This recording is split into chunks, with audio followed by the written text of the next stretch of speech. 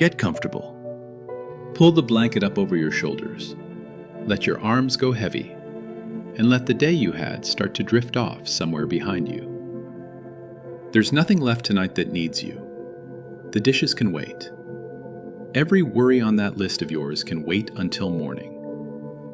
All you have to do now is breathe slow and listen. And let me tell you about the man who lived at number 9. I know how a story like this usually goes. The quiet street. The friendly neighbor everybody liked. The nagging little details that never quite add up.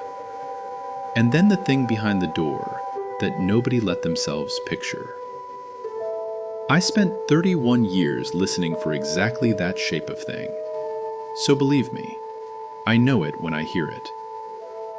But this isn't that story. Stay with me. It's a better one. It's the kind of ending I wished 1,000 of my calls had turned out to have, and almost none of them did. My name is Nadine, and for most of my life, I was the voice you'd have gotten if you called 911 in our county. 31 years on the headset. You learn things in a job like that. Mostly you learn to hear the thing underneath the words. A woman says she's fine, and the word sits wrong in her mouth, and you keep her talking. A man says nobody's there, and you can hear a second person breathing. You get so you can read a whole house from the sounds behind one shaking voice. It is a useful thing to know how to do. It is also a very hard thing to turn off, and nobody hands you an off switch on your last day. They gave me a cake on that last day, grocery store frosting and my name spelled with one too many letters, and a little clock shaped like a telephone that I have never once wound. Then I went home to my empty half of a life, sold the house that had gotten too big and too loud with quiet, and I bought a small brick ranch at the mouth of a cul-de-sac called Juniper Court, in a town in Michigan where the winters still mean every word they say. I moved there for the silence. That's the honest truth. After 3 decades of hearing the worst night of a stranger's life 8 or 9 times a shift, I wanted a street where nothing happened, where the biggest event of a Tuesday was somebody's sprinkler running too long. I wanted to sit on my step in the evening and hear nothing but the wind coming through the big blue spruce at the end of the court. And for a while, that's exactly what I got. Juniper Court was a horseshoe of 9 houses wrapped around a bulb of cracked asphalt. The kind of street developers stopped building a long time ago. Ranches and split levels from back when a working man could buy one, with deep yards that ran back into a line of trees. There was a rusted basketball hoop nobody used, and a little wooden box and a post that a family had turned into one of those take a book, leave a book libraries. In summer, the whole place smelled like cut grass and charcoal. In winter, it went white and hushed, and the snow came up over the mailboxes. And there was Walter. He lived at number 9, the last house on the right, the one that sat a little apart with the deepest yard of all, backed right up against the trees. He was the first neighbor I met, if you can call it meeting. I was carrying a lamp in from my car on my first afternoon, and a station wagon older than some of my co-workers rolled slow past the mouth of the court, and the man driving it lifted 2 fingers off the wheel and gave me a wave like he'd known me 40 years. I didn't know him at all. But I waved back, because that's what you do. And something in my chest that had been clenched for a long time loosened about 1/4 inch. That was the first thing I ever learned about Walter. The man waved at everybody. Every car, every walker, every kid on a bike. 2 fingers off the wheel, or a whole flat hand raised up like he was being sworn in, and a smile you could see from across the street. He waved at the mail truck. He waved at the meter reader. He'd have waved at a stray dog if it had the manners to look his way. He was somewhere in his early 70s, I'd guess, though he had that weathered, ropey strength that outdoor men keep long past when the rest of us go soft. Big square hands. A gray crew cut he clearly gave himself. He wore the same kind of clothes every day. Canvas work pants and a flannel or a co-op cap gone pale at the brim. And he carried a green metal thermos with him nearly everywhere. The old kind, with the cup that screws on top. I never once saw him without that thermos. It turned out to matter, that thermos, but I'm getting ahead of myself. Here is what the street knew about Walter in those first weeks, which was more or less everything the street thought there was to know. He was the nicest man in the block, and everyone said so. In that easy way people say a thing because it's true, and because it costs nothing. He carried Peg Hollis's groceries in from her trunk every single time, whether she asked or not. He dragged everybody's garbage bins up from the curb on windy days so they wouldn't end up in the retention pond. He kept that little book library stocked, and I do mean stocked. Paperbacks and puzzle books, and in December, a shoebox of candy canes wedged in beside the westerns. In summer, he left grocery bags of zucchini and tomatoes on porches because his back garden produced like it was trying to prove a point. And he never knocked. He just left them and was gone. And in winter, before the sun was even a rumor, before a single one of us had scraped a windshield, you'd hear the drone of an ancient snowblower and look out to see Walter working his way around the whole bulb of the cul-de-sac, clearing the shared apron and half of everybody's driveways. His breath smoking in the yard light, that green thermos riding in a milk crate strapped to the machine. The children on the court adored him, which is the truest reference a person can carry. Diego and Priya's little girl Nina, all of 2 years old, would spot him from clear across the yard and come toddling at a dead run with her arms up, hollering the only version of his name she could manage, which was Wawa. And this big weathered man, who climbed ice-covered poles for a living, would lower himself down onto one knee on the cold driveway, slow and careful, and let her show him a rock, or a leaf, or nothing at all, with more patience than I have ever managed to give another grown adult. He kept a little jar of animal crackers in that old station wagon, just for her. You cannot fake a thing like that. Small children can smell a fake from clear across a county.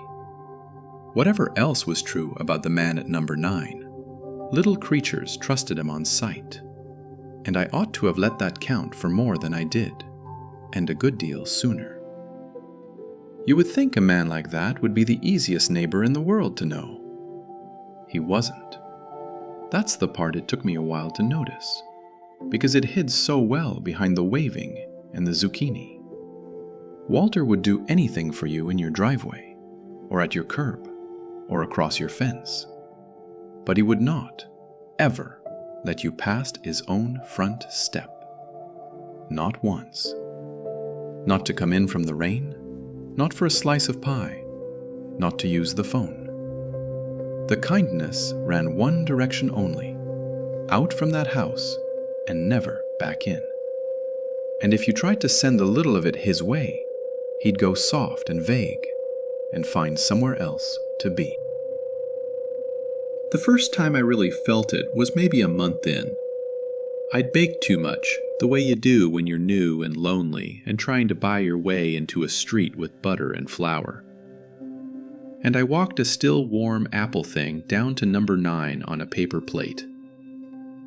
Walter met me on the steps before I'd even reached them, wiping his hands on a rag, thanking me so warm and so fast and so completely that it took me a block of walking home to realize he'd never once uncrossed the threshold, and the door behind him had stayed shut the whole time, and I'd been managed.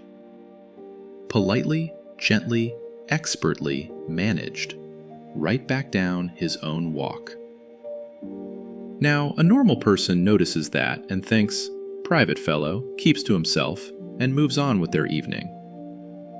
but I told you I have a hard time with the off switch.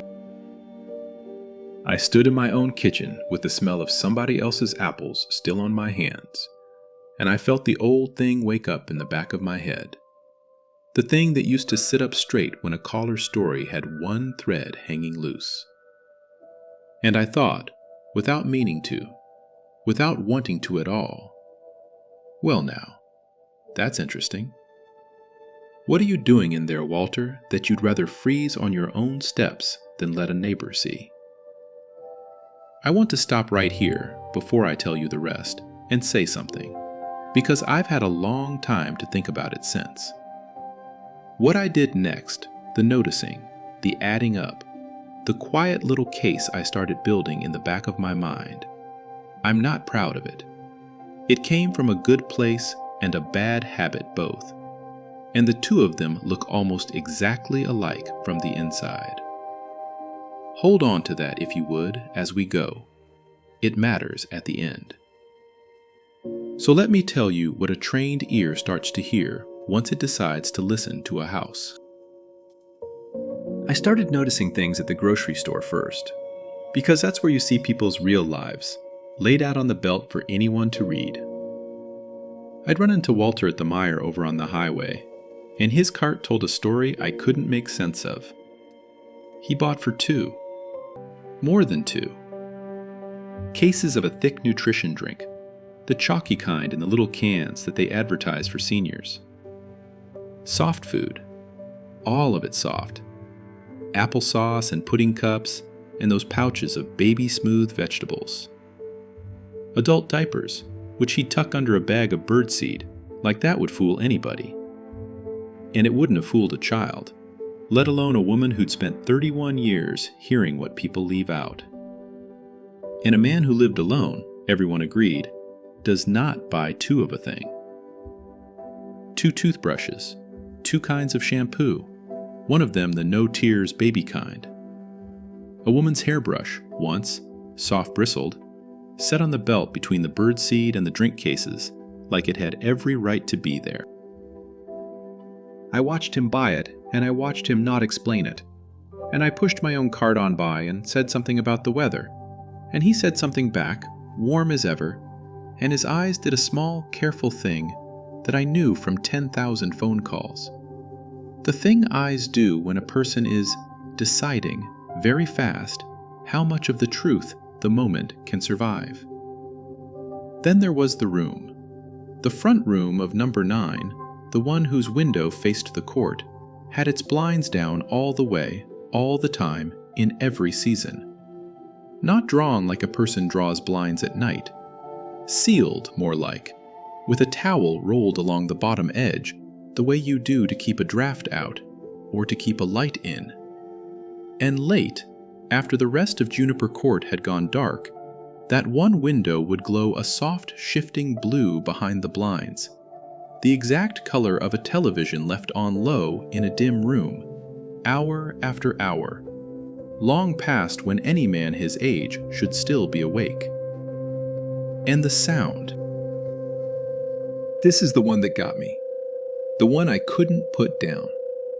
Sometimes, if Walter was out at his mailbox in the still of the evening, I'd hear a little electronic chirp come often, a soft crackle and hiss, like a walkie-talkie keying up.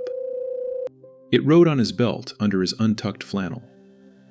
I only ever caught the edge of it, but I had heard 10,000 hours of that exact kind of sound leaking through phone lines, and my whole body knew what it was before my mind would say it. And my mind, God forgive me, went straight to the ugliest answer it could find. A scanner, I thought. What kind of man clips a scanner to his belt to walk to his own mailbox? What is he listening for? I told myself to leave it. I told myself a lot of things, standing at my kitchen window with a cup of tea going cold in my hand, watching the blue flicker at number 9. I told myself that a suspicious mind is an occupational injury, same as a bad back on a man who lays brick, and that I owed this gentle old fellow the simple decency of minding my own business. And then the next detail would land and knock all that flat.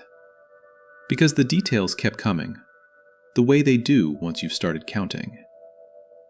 There was the mailbox itself. Faded on the side, under Walter's name in peeling stick-on letters, was a second name, or the ghost of one. You had to stand close to make it out. Walter and Rosemary, it had read once, before the sun ate half of it away. And every so often, a piece of mail would come addressed to Rosemary Hale, and Walter would take it in off the box quick, fold it into his flannel, like a man pocketing something he didn't want seen. There was the hour. More than once, deep in the night, 3 in the morning, 4, I'd wake the way you do at that age when your body forgets it's allowed to rest. And I'd see headlights swing slow across my bedroom ceiling. I'd go to the window and it would be that old station wagon, rolling out of number 9 with its lights low, easing around the bulb of the court and off into the dark. And coming back 40 minutes later, just as slow, just as quiet. Where does a man go at 3 in the morning in a town where nothing is open, and come back like he never wanted anyone to know he'd gone? And there was Peg. Every street has a Peg, and I don't say that unkind, because I got to be very fond of her. Peg Hollis had lived on Juniper Court since Nixon, in the yellow house across from Walter's. And Peg noticed everything and forgot nothing, and could not, to save her own life, hold a thought behind her teeth. Peg was where the theories lived. It was Peg who told me, over the fence, in a whisper you could have heard from the trees, that an ambulance had come to number 9 once, years back, in the middle of the night. Lights, no siren. That they'd wheeled somebody out, and that as far as Peg could swear to it, no one had ever been wheeled back in. You never see anybody come or go from that house, Peg said, and her eyes were bright with the awful pleasure of it, the way people get. Just him. Always just him. Makes you wonder, doesn't it? A man that friendly, and you can't get past the door? She let it hang there between the tomato cages. I don't say a word against Walter. Salt of the earth, that man. But I'd lived across from that house near 50 years, and I could not tell you one true thing about the inside of it. I should have set her straight, or at least not fed it. Instead, I stood there and let the two halves of my brain go to work, the neighbor half that liked Walter, and the dispatcher half that had spent 31 years being right about the worst possibilities. And I am ashamed to tell you which half was winning. Peg mentioned before she went in that she thought a delivery truck had brought a hospital bed to number 9 a few years back, a big flat box, but that Walter had said it was for a cousin, and that the cousin had never once been seen either. That night, I did a thing I have never told a soul until right now, telling you. I sat at my kitchen table with the light off and my old work phone habits crawling up my arm, and I dialed the non-emergency line down at the county, the line I used to answer, and I got most of the way through explaining that I had a welfare concern about an elderly neighbor, a lot of odd signs, a person maybe not seen in a long while. And the young dispatcher on the other end, a kid I didn't know, said, in that flat, kind, patient voice I must have used 10,000 times myself, "Okay, ma'am. And have you actually seen anything that makes you think someone's in danger? Or is it more of a bad feeling?" And I sat there in my dark kitchen, a woman who had trained half that room, and I could not answer her. Because the honest answer was no. I had seen a kind man buy soft food and diapers and a hairbrush. I had seen a light left on and a blind pulled down and a car go out at night. I had built a monster out of pudding cups and a good man's privacy. And a 24-year-old had just held it up to the light and shown me it was nothing.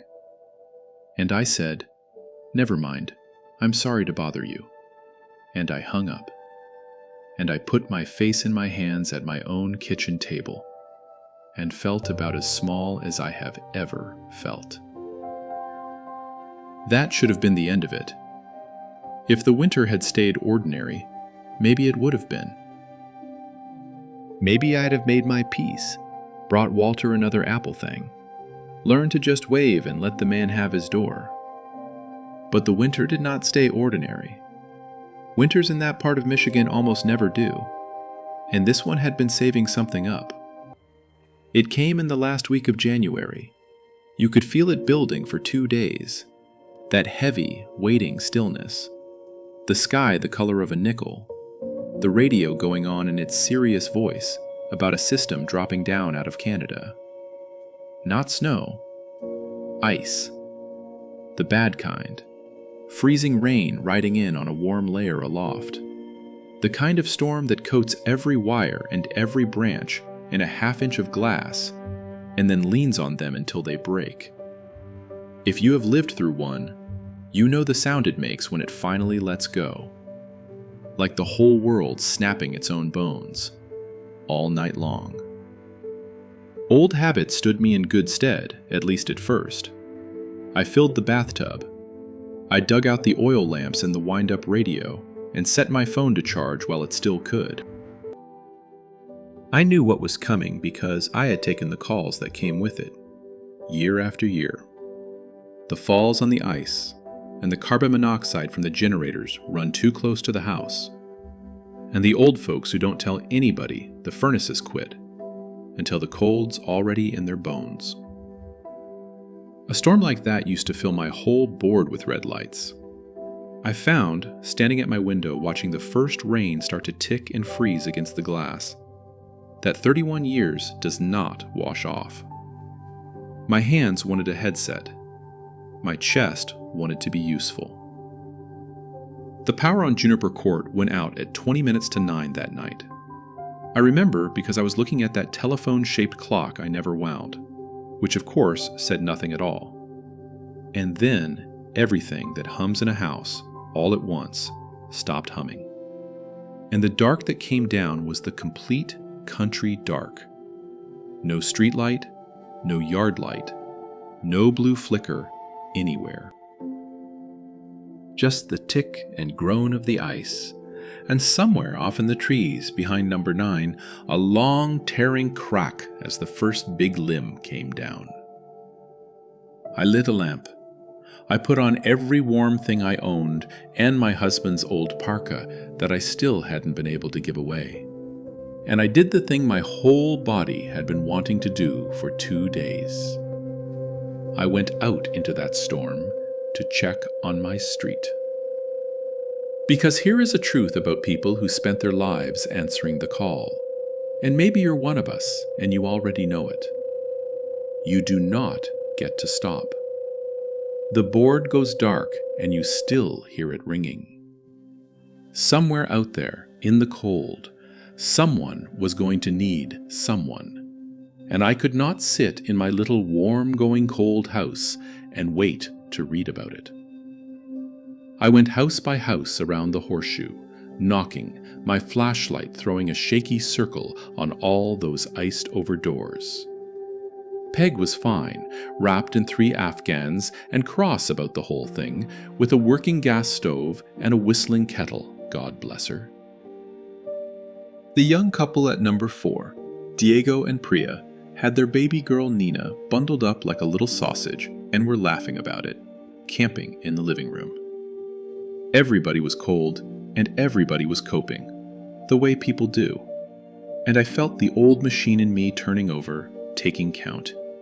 And it was almost pleasant, being needed by nothing worse than a power cut. And then I came to number 9.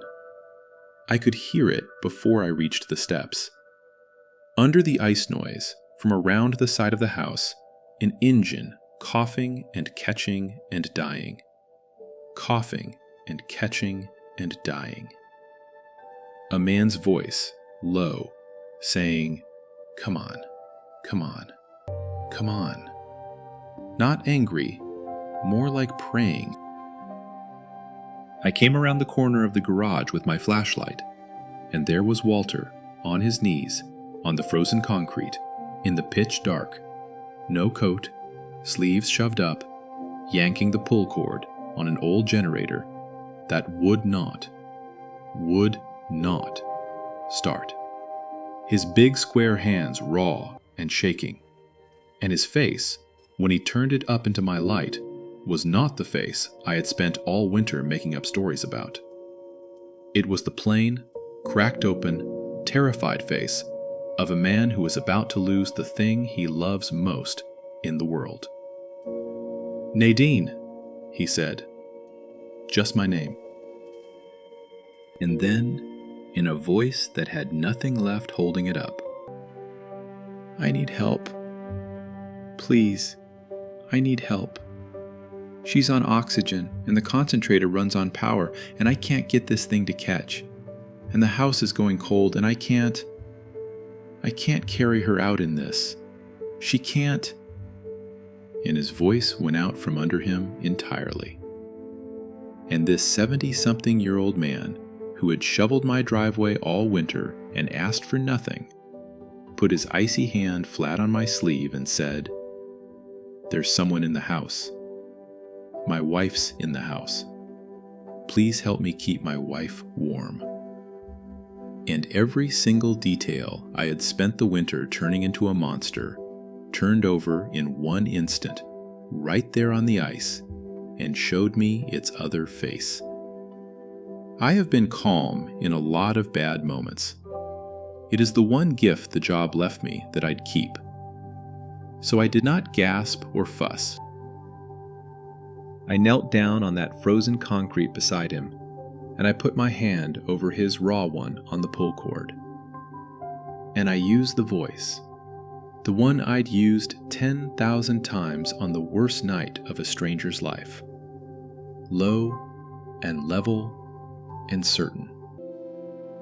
"Walter, look at me. We're going to take care of her, I promise you.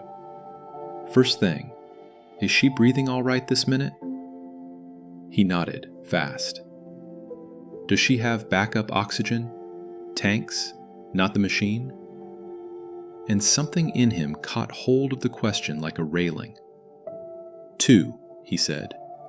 "2 tanks, in the hall. I keep them full. I always keep them full." "Good man," I said. "That's ours. You did that right. So she has air. Now we just need to get her warm, and that we can do."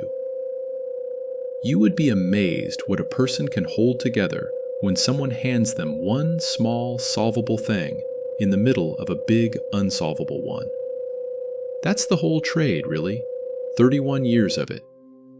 You can't stop the storm. You can't unbreak the thing that's broken. But you can say, "Here is the next 5 minutes, and here is what we do in it." And you can be the steady thing on the line until the fear lets go of a person's throat enough for them to move. Walter got up off his knees. I sent him ahead into the house to be with her, and I turned back to the dark and the ice. And I did the thing I was built to do. I went and got my street. I have never in my life moved so fast on such bad footing. Diego at number 4 was in his boots before I'd finished the sentence, and he grabbed his camp lanterns and a propane heater rated for indoors, thank God, and his whole armful of sleeping bags. Priya stayed with the baby, but sent every blanket in the house. I banged on Fran Delgado's door, 2 down from Walter's, and Fran, who had spent 30 years as a home health and hospice nurse before her knees retired her, took one look at my face and said only, "Who, and what do they need?" and was pulling on her coat over her nightgown before I got it all out. And here is the thing about a street. You spend all this time thinking you live among strangers. 9 little boxes that happen to share a bulb of asphalt. Everybody behind their own door with their own blinds down.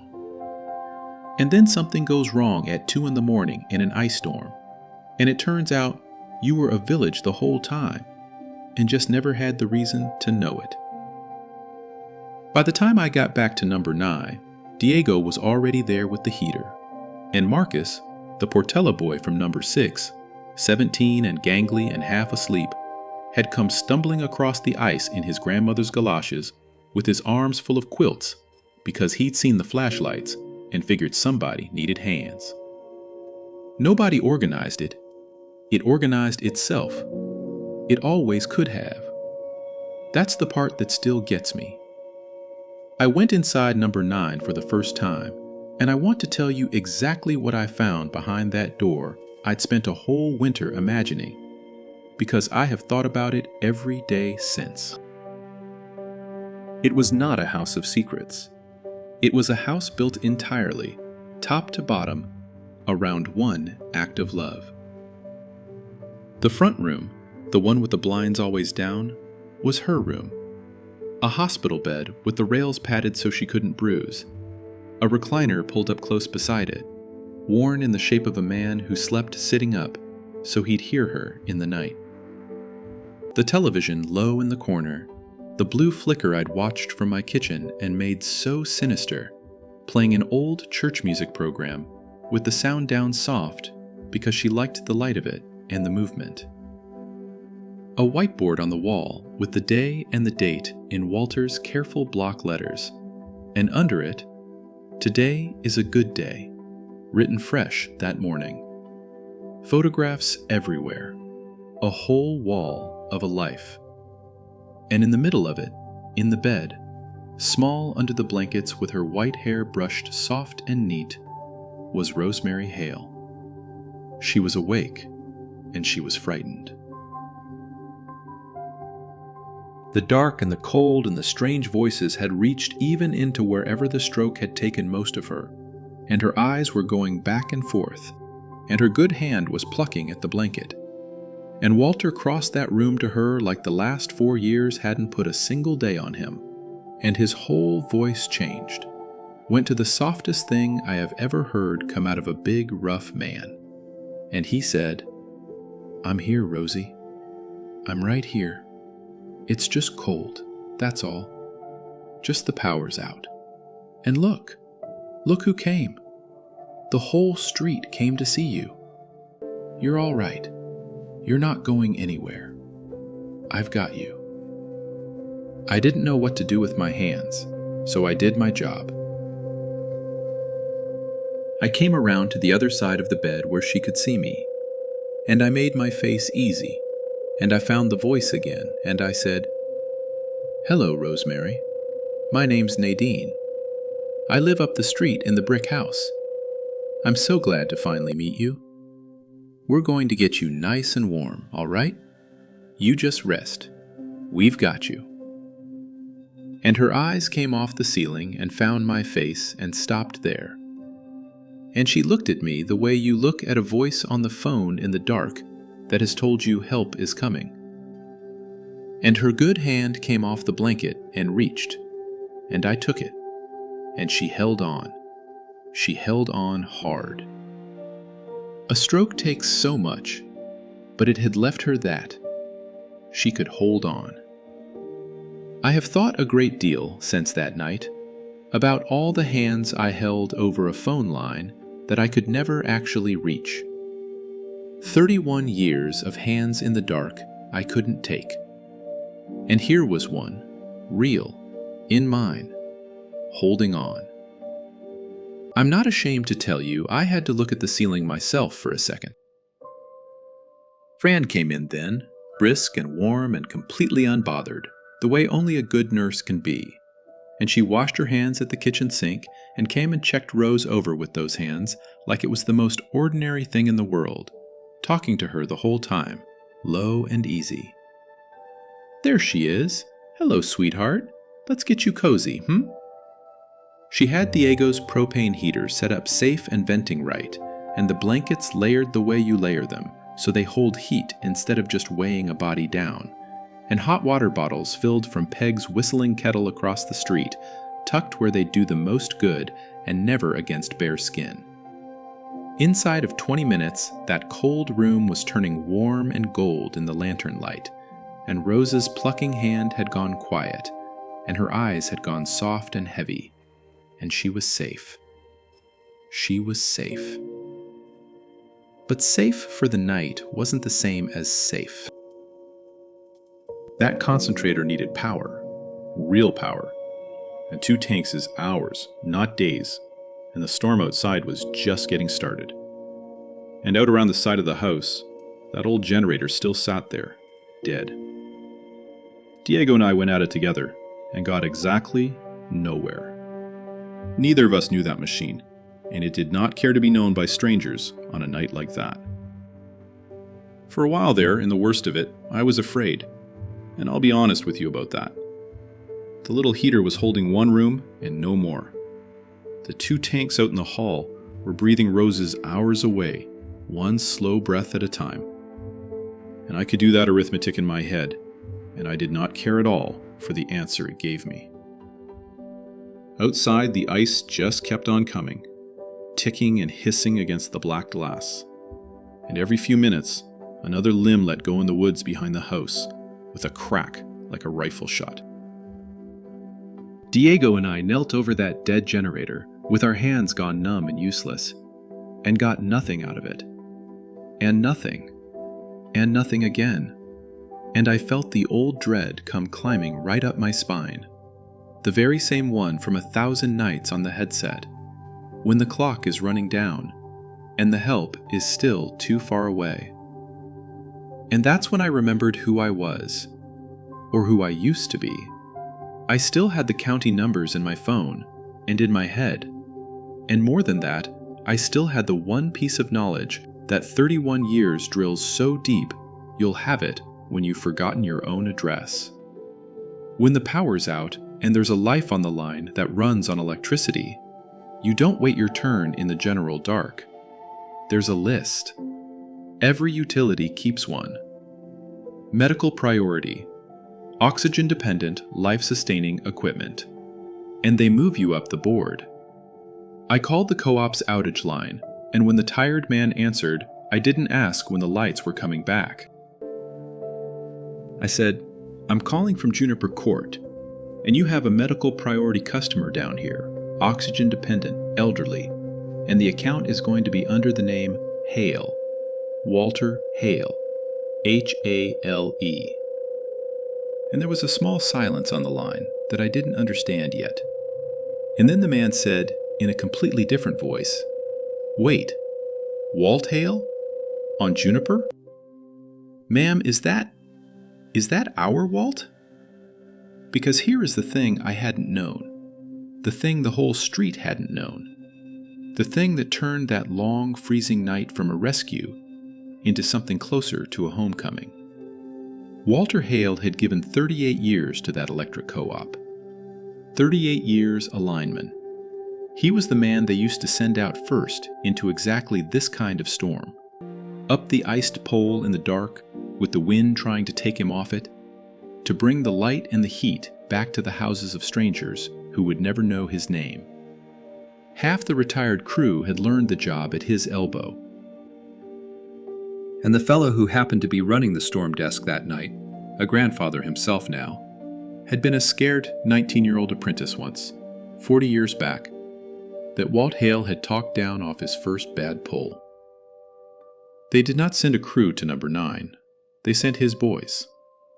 2 trucks came grinding up our iced-over court before dawn, amber lights turning the whole storm gold. And gray-haired men climbed down out of them calling, "Walt? Walt, where are you, you old goat?" And one of them walked straight to that dead generator and put his hand on it like you'd greet a horse, and had it roaring inside of 90 seconds. Because he'd been fixing that exact machine alongside Walter since before I moved to town. And another one got up in the bucket and did the thing Walter had done 10,000 times for people he'd never meet, and worked our line back to life while the ice still fell. The man who spent his whole life bringing back everyone else's light sat in his warm kitchen at last, with his wife safe in the next room, and let the boys he'd raised bring back his.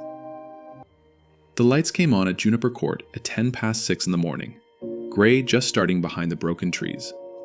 Everything hummed back to life at once, the way it does.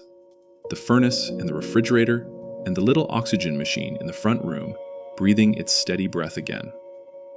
And Walter Hale, 73 years old, who had not asked a soul for a thing in 4 years, stood in the middle of his own kitchen with his old crew and his new neighbors packed in around him, and he put his face in those big square hands, and he wept. Not from fear. The fear was over. He wept the way you weep when you have been holding the whole weight of the sky by yourself for so long that you'd forgotten it was heavy, and someone finally reaches up and takes a corner of it. I looked around that kitchen while he did. All those people who had no business being warm and awake at that hour. And I looked at the green thermos sitting on the counter, and the whiteboard through the doorway that said, "Today is a good day." And I thought about the young dispatcher who'd asked me, "Have you actually seen anything?" And I understood at last what I'd been seeing all winter. I'd had it exactly backwards. Every single sign. Let me tell you now what all of it was, because Walter told me, in the weeks after, over coffee at his kitchen table with Rose dozing in the next room, and every answer was smaller and larger than anything I'd made up. The two of everything at the store. Of course, he was feeding two. Rose could still take soft food and the thick drinks, slow, by hand, a spoon at a time, an hour at a sitting, and he never once let her go hungry or hurried her through a meal in 4 years. The baby shampoo, the no tears kind, because he washed her hair himself and would sooner have died than let it sting her eyes. The soft bristled brush, because he brushed it out every single morning and pinned it the way she'd always worn it. She always kept it nice, he said, like that explained the whole of it. And it did. 51 years I never saw her hair a mess. I wasn't about to let it start on my watch. The blinds always down, the towel along the sill. Bright light agitated her, made the confusion worse, so he kept her room soft and even, dim and gold. A place that stayed the same when so much else had come apart. The television low and blue all night, because she'd loved music her whole life, and the light and the movement of it soothed her when the dark got long. And the dark got very long. The whiteboard with the date, because on the mornings she surfaced enough to wonder, he wanted her to have an answer.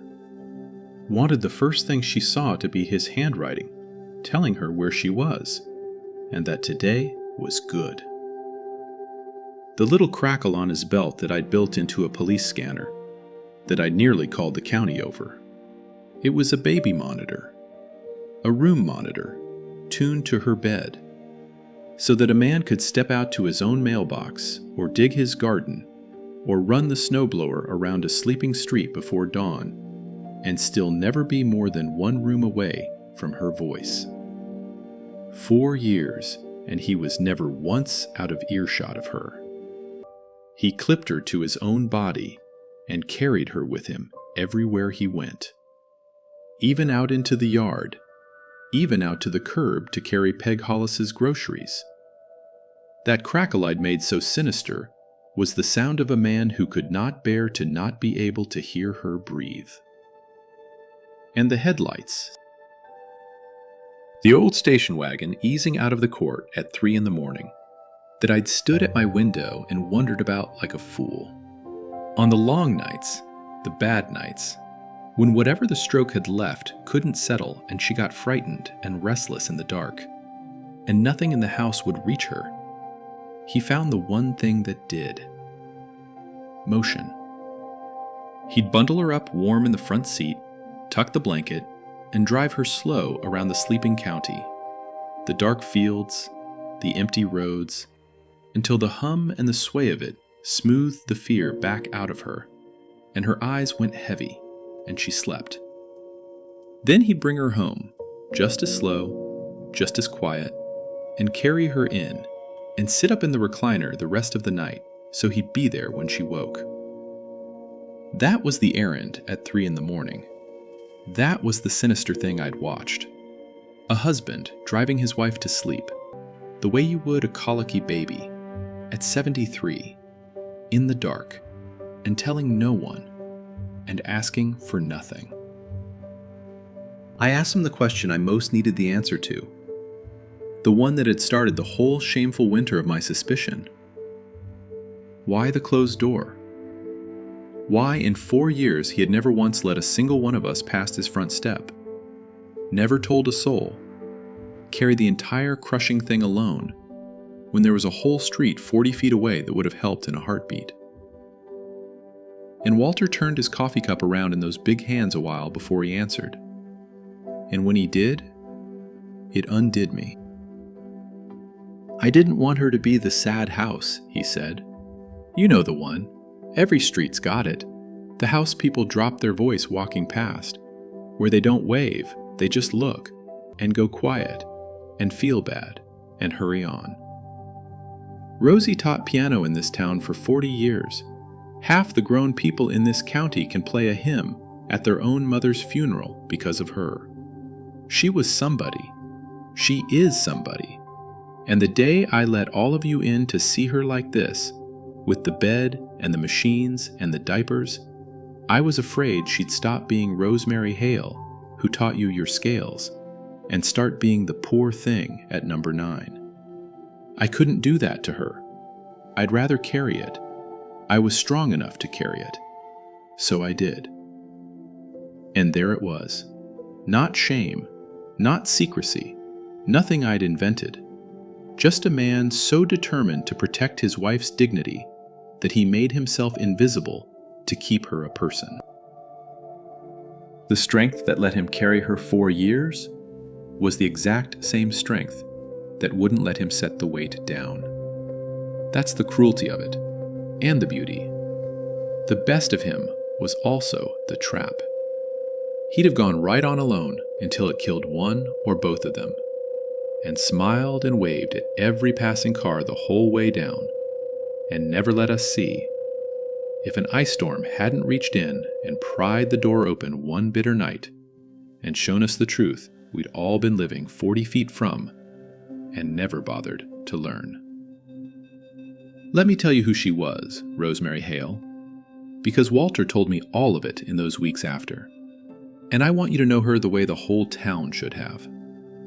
They met the summer he was 22 and freshly hired on at the co-op, at a church social where she was playing the piano, and he was too shy to do anything but stand by the lemonade and watch her hands move. He said he knew inside of one song. She played at that little church for the next 50 years, every Sunday, and she taught, besides, piano out of the front room of number 9 for 4 whole decades. They never did have babies of their own. It was a quiet sorrow to them for a good many years, and then somewhere along the way, it stopped being a sorrow at all, because it turned out they've been given more children than any 2 people could ever count. Just on loan, an hour at a time, Tuesday afternoons and Thursday afternoons, for 40 years running. Half the grown adults in that county got their very first taste of making something beautiful on Rose Hale's piano bench. Marcus, our lawn boy, was one of the last of them. That was the woman Walter meant when he said she was somebody. He wasn't stretching it a single inch. If anything, he was underselling her. And here is the piece that explained the whole of it, the promise lying underneath everything, the reason a proud and capable man would break his own back for 4 years before he'd pick up a telephone. Rose's own mother had died a long time ago, 2 counties over, in a facility, of the slow kind of forgetting that takes the person clean away before it ever takes the body. And at the very end, she hadn't known her own daughter's face. She died frightened, in a bright room that smelled of bleach, tended by kind strangers in matching shirts who called her sweetie and did not know one single true thing about her. They didn't know she'd played the piano. They didn't know she'd raised a daughter or been somebody's entire world for 50 years. and Rose never once got over watching it happen. So a long time back, years before either of them had any reason to think it would ever matter, standing at that same kitchen sink, drying the supper dishes, she had made Walter promise her. Nothing dramatic about it. Just quiet, the way people say the truest things. "Don't ever let that be me," she told him. "Don't let me wake up somewhere I don't know, among people who don't love me. Whatever comes, you let me be home." And Walter Hale, who in 51 years of marriage never once broke his word to that woman, was surely not going to start with that promise, whatever it cost him to keep it. So when the stroke came 4 years back on an ordinary gray Tuesday, and the doctor said that word, facility, he said no. He took her home. He kept her there. That was the night the ambulance came that Peg had built her whole theory on. Lights and no siren in the dark, exactly as Peg remembered. What Peg never saw was Rose coming home again a week later, in the daylight, in that same old wagon, carried over her own threshold like a bride, and never once made to leave it again until she left it for good. Now, I could tell you the street felt terrible, and we did, a little, for all the theories and the not knowing and, in my case, for a phone call I nearly made. But guilt is a useless, lazy thing, and none of us had the time for it, because there was so much better work to do. What happened on Juniper Court after that ice storm is the part I most want you to carry off to sleep with you. So let me slow all the way down and tell it soft. We did not descend on that house with pity and casseroles and hushed voices, which is exactly the thing Walter had spent 4 years dreading, and we knew it, because he'd told us plain. What we did instead was quieter, and it took more, and it was the best thing I have ever watched a group of ordinary people do. We just gently, without a fuss, took a corner of the sky. Fran was the heart of it, of course. She sat Walter down and told him the truth.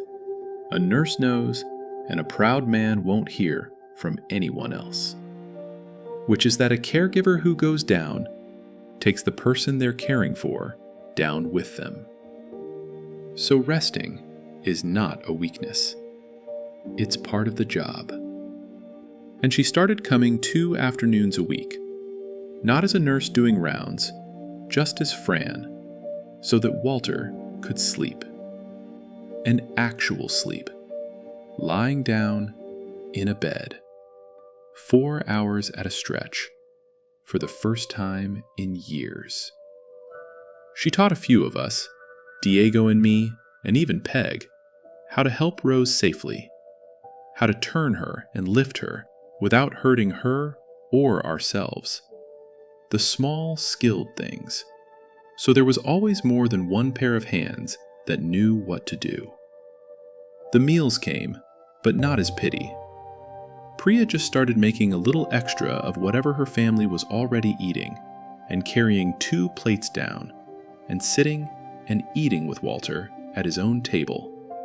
So it was supper with a neighbor, and not a handout for the afflicted. Diego rebuilt that miserable generator into something that would actually start on the first pull, and wired it up proper for the concentrator, and then taught half the men on the street how to do the same for their own houses, so the next storm would never catch anyone the way this one had. Marcus took over the yard at number 9 and flat refused to be paid, until Walter, who could not stand to be beholden, invented enough odd jobs to keep the boy's pride and his wallet both intact. And Peg, oh Peg, the very woman whose theories had spiced my whole suspicious winter, turned out to be the fiercest and most faithful of all of us once she knew. Because there's more love in a nosy neighbor than a saint, if you can just get it pointed the right way. Peg sat with Rose. 2-3 afternoons a week, in the recliner by the bed, and she read to her. Everything. The church bulletin and the grocery flyer and the obituaries and every last word of the weather in that carrying voice of hers. Because it turned out that what Rosemary Hale could still take the most pure joy from, after everything the stroke had stolen, was the sound of a familiar voice going on about ordinary things. The exact music of a small town being itself. Peg gave her that, hours of it. I never loved anybody the way I came to love that gossip. Here is one afternoon I'll carry to my own grave, and then I'll let you sleep, because I can feel you going, and that's exactly as it should be. Fran heard that a family 2 towns over was giving away an old upright piano, just wanted it out of the house, and she made 3 phone calls, and Walter's old crew brought their trucks back, and they wrestled that piano up the steps and into the front room where Rose could see it. Nobody expected her to play. She couldn't. The right side wouldn't answer anymore. It was just to have it there, the shape of her whole life standing in the corner where she could look at it. But Marcus, our lawn boy, 17 years old, sat down at it that afternoon, shy as anything, and started picking out a hymn, slow and one-fingered and full of mistakes. An old one, In the Garden. And Walter went very still by the bed, and then he told us, quiet, that Rosemary Hale had taught that boy his scales when he was 6 years old, at that very keyboard, before the stroke, before any of this, and none of us had known, and the boy himself had half forgotten. And we all turned to look at Rose, and her good hand, the one that had held onto mine in the dark that first night, came up off the blanket, all on its own, and it began to move. Small, in the air, over the covers. In time. She was playing it. Wherever she'd gone, that reached her.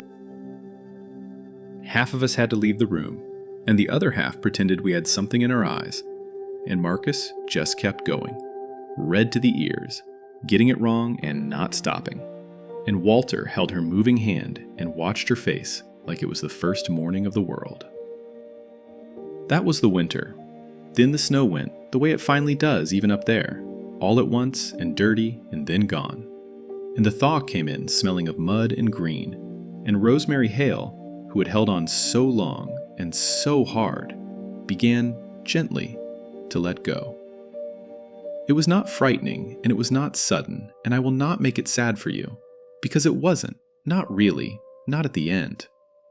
Fran had seen it 1,000 times, and she read the signs and told us kindly what was coming. So there was time, and nobody had to be surprised, and nobody had to be alone. Rose faded the way the light fades on a long summer evening up north, so slow you can't catch the moment it happens, only that the room has gone soft and golden and then softer, and you realize the day has finished without any of its harshness, and it's simply, quietly, night. She went on a mild April evening with the window cracked to let in the smell of the thawing ground she'd loved, and the old church program playing low the way she liked it, and Walter's hand in her good hand, and Fran on one side of the bed, and me on the other, because Walter had asked us to stay, and Peg just outside the door. No sirens, no strangers, no bright lights of an emergency room, no linoleum, no people who didn't know her name.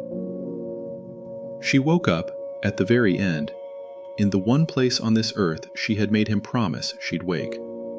Her own room, in her own house, her hair brushed nice, surrounded by every soul who loved her. And then she wasn't frightened at all. And then she was gone. I spent 31 years, I told you, hearing people leave this world alone. Over a phone line, in the dark, afraid, with a stranger's voice the last kind thing they'd hear. And me, unable to reach a single one of them through the wire. Only able to say, I'm here, help is coming, stay with me. 10,000 hands I couldn't take. And at the very end of all of it, in a small, warm room that smelled of April, an old woman I'd suspected her husband of some terrible crime against held my hand while she left. Held and safe and known, and I got to be one of the people who kept her company out the door. That's the call I'd been waiting my whole career to take. I never knew it until it came. I have made my peace with a lot of the ones I couldn't save, because I got that one. They came for her in the end, the whole town she had quietly built, one Tuesday at a time. That little church where she'd played for 50 years could not begin to hold the people who turned out for her. Grown men and women, gray a good many of them now, who stood up one after another and said the very same thing in their own different words. That they had learned to play right there in the front room of number 9. That Mrs. Hale had been the first person outside their own family to ever tell them they were good at something. And when it came time for the music, it was not a recording, and it was not a stranger. It was a dozen of her own old students taking turns at that church piano, playing the hymns she had taught them, rusty and wrong in places, decades out of practice. And it was the most beautiful sound I have ever heard inside a church. Because every last note of it was a note that Rosemary Hale had put into this world with her own 2 hands, still playing, long after her own hands had gone still. Now here is what happened next, because I promised you at the start this was the better kind of story, and the better kind of story never ends at the grave. It has been a little over a year. Walter grieved the way a man grieves 51 years of somebody, which is to say, all the way down and for a long time. And there were weeks that winter his kitchen light burned very late. But he did not grieve alone, not for one night of it, because the street would simply not allow it, having finally, at long last, been let in. And slowly, the man came back up into the world. He still plows the whole cul-de-sac before any of us are awake. He still carries Peg's groceries, and hers are the loudest complaints and the truest devotion on the block. The green thermos still rides in its milk crate on the snowblower, and he still waves. 2 fingers off the wheel, or the whole flat hand, at every car, every walker, every kid on a bike. Except now, and this is the part I love, now the whole street waves first. We got there ahead of him at last. And last fall, when Peg's own health took a turn and she got frightened of her big empty house at night, it was Walter who was there before any of the rest of us thought to be, sitting the long afternoons in her front room, reading her the weather in a low, steady voice. Because there is nobody on this earth who knows better than Walter Hale exactly what a quiet, faithful presence is worth, and exactly how heavy it is to carry a house alone. The lineman is still bringing back the light. He can't seem to help it. I don't think he'd know how to stop. As for me, you'll laugh. I moved to Juniper Court for the silence, and instead I found the last thing my whole loud career never managed to teach me.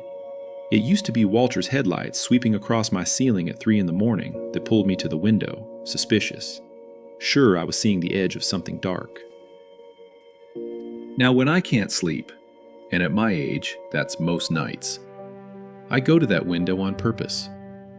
And I look down the cord at number 9, and if his kitchen light is burning late, I pull my husband's old parka on over my nightgown, and I fill the second cup off my own thermos. And I walk down the icy street, and I knock on that door. The door I once nearly called the county about. And I sit with my friend a while. Because grief keeps its own strange hours, and I know those hours better than most. And I have decided that nobody on my street is going to keep them alone if I can help it. I keep the watch now. Somebody has to. It might as well be the woman who never could turn it off. 31 years I spent listening for the thing underneath the words, the lie under the fine, the fear under the nothing's wrong, the danger hiding behind an ordinary voice on an ordinary night. I got so good at hearing the worst thing that I forgot the underneath of a person could ever be anything else. And then a man at number 9, who waved too much and let us in too little, and bought 2 of everything, and drove the county roads at 3 in the morning, taught me the one thing the job never did. That the quiet ones, the private ones, the ones with the closed door and the odd little habits, and the light that stays on too late, are so often not hiding something terrible at all. They're carrying something holy, all by themselves, and just praying nobody makes it into a story. The thing underneath the words, at number 9, was love. It was love the whole time. It was only ever love. So here's what I'll ask of you, as you go, as your eyes get heavy and the day lets go of you at last. Somewhere on your street, there's a quiet house too. The one with the blinds always down. The neighbor you wave to, but have never once been let past the step. The one the block has maybe made up a little story about. You don't have to solve them. You don't have to knock tonight. Just tomorrow, or someday soon, when they lift 2 fingers off the wheel and wave at you, wave back. Wave first if you can manage it. Be a little slower to invent the dark thing, and a little quicker to imagine that behind that closed door might be the bravest, most tender, most overloaded person on your whole street, carrying the sky alone, and just waiting, without even knowing it, for somebody to walk down and take a corner. Sleep well now, wherever you are, whatever your own house is quietly carrying tonight. I hope there's somebody keeping the watch for you, and a light on down the street, and a friend who knows your hours. I'll leave mine on. Rest easy, and I'll see you on the next quiet night. And before you drift all the way off, I'd love to know, from wherever you're listening tonight, your corner of the map and your years on it. And this, if you'll tell me, is there a number 9 on your street too? A quiet house you've wondered about. And what do you think you'd find if you ever walked down and knocked? Good night.